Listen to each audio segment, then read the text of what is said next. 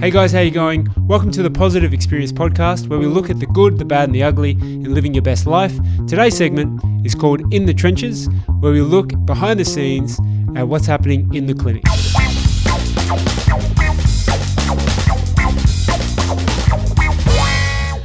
Hey guys, welcome to the Positive Experience podcast. Today's segment is In the Trenches, and today Aarvi and I are going to be speaking about certain protocols, R.I.C.E and P.E.A.C.E L.O.V.E. So what I'm going to do is say hello to Aarvi first. How are you, big fella? Yeah, not too bad. Yourself, Leki?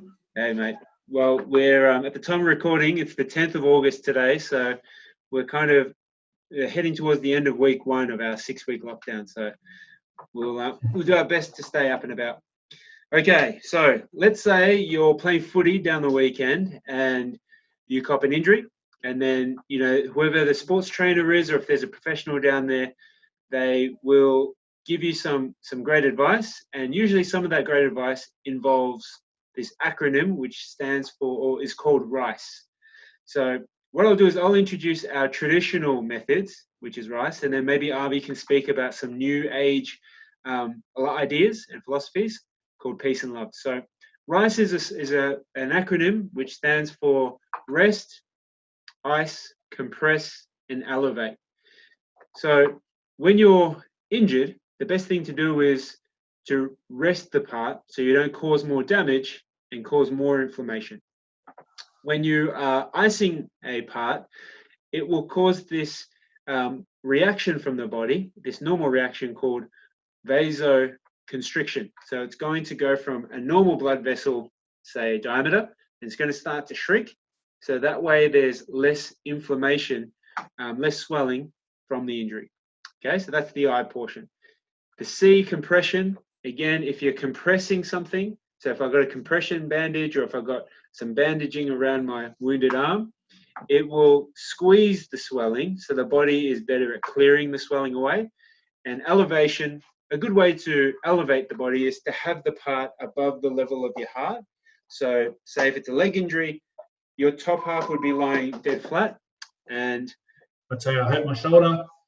A lot of swelling will come around to the area because that's our body's way of healing. So and if you take medications to reduce that, the tissue's not actually healing itself. You're actually decreasing it. But at the same time, it also mentions it because there's no evidence behind using ice. So I was speaking to one of our fellow colleagues up in Sydney, Ben Eisenhurst. Great shout out to him. So he's pretty much still supports ice because he works a lot with the rugby NRL players like Paul Gallen and stuff, and he notices that that ice is very good, especially with reducing pain, so they can go more to that L.O.V.E acronym, because I think that's where I understand as well where he's coming from, because if you're in too much pain, ice can actually alleviate that pain, sensitization. So when you're doing things, you don't feel as more painful, so you can return to walking a little bit earlier, getting more blood flow to the area. So in that aspect, that one's a little bit iffy with the ice, so when to ice or when not to. I think that comes down to your preference, because it comes down to your preference, as I said. So if you're moving around and you want to do pop an ice bag on just because the pain is too severe, then I probably agree and just get the ice on just to sort of alleviate that pain so you can move around. But if you feel like the pain's not too bad and it's manageable, then try and avoid ice together, but definitely avoid the anti-inflam part. So that's pretty much, I hope that sort of makes sense. Does that sort of make sense to you, Leki? yeah, it does. So there's lots of different ways that people can present with injuries, and there's lots of different ways your injuries can be managed. And I think if we get a general consensus on what's the best evidence-based practice to apply to help you fast track your recovery and minimizing the long-term effects of the upfront early acute management, I think that's the conversation we're having. Because if you are going to chew on some anti-inflammatories and do some icing, which has been previously been thought as appropriate, but now the conversation is moving away from that, so that you don't have recurrent injuries, so you don't get chronic ongoing soft tissue and chronic injuries, then that's the changing of the guard. That's the changing of the conversation that we had now. So I think just to address a few acronyms that Aarvi threw out there. So BMJ is a is like the standard of it's the British Medical Journal, and when you publish research onto this journal, it's kind of making a statement that it's a gold stamp on your research. So if this paper's been published in the British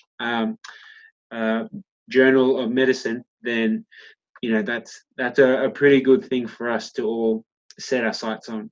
Aside from that, NSAID stands for non-steroidal anti-inflammatory, so it's your simple Voltaren, Nurofen, Advil, anything you can get at Coles and over the counter. But in short, when you cop an injury, the response is swelling, and the question mark is, what's the best things we should do now to minimize the swelling, but give you the best chance to recover long-term? Is that the summary there, you reckon, Aarvi? Yeah, pretty much. So I would say highly recommend avoid taking any anti-inflammatories, because that's probably the most detrimental that you can do. The icing is is pretty much up to you. If the pain's quite significant and you can't really tolerate it, then you can use a little bit of ice to sort of minimize that pain. But if you can tolerate it, then I'll probably avoid icing as well. But that's my 2 cents for that. The A bit, avoid inflammatory modalities bit. Perfect. Look, this might be one that we revisit in 12 months' time, because we might it might be the accepted normal, and when you watch the NRL or the AFL, you'll see that they won't be applying ice anymore. Because once you see the guys on TV not doing it anymore, then something's changed. So that'd be an interesting thing to watch. So, mate, I appreciate your insight there. Before we run away, just want to say that everyone at home, stay strong and stay optimistic. I think the main thing to be mindful of is we can still help you. Our locations are still open across Melbourne. We're holding ourselves to the highest hygiene standards. We're obviously not wearing it at the moment because we're in our own individual rooms, but we've got our masks, our goggles, and hand gloves, and our space is all sanitized. So if you need more help, we do have a free call that's available for you. So if you want to have a chat over the phone, just make a time online. Aarvi, myself, and the rest of the team be happy to help you out. Okay, any last words, Aarvi, before we sign off? No, all good there. I think we covered a fair bit. So be sure to check out my blog post that's dropped on P.E.A.C.E L.O.V.E versus R.I.C.E. I'll give you a bit more of an idea of where to sort of follow and what's more applicable to you. Yeah, thanks for that, Leki. Cool. All right, guys. Stay well, as always. Making healthy simple. See you guys.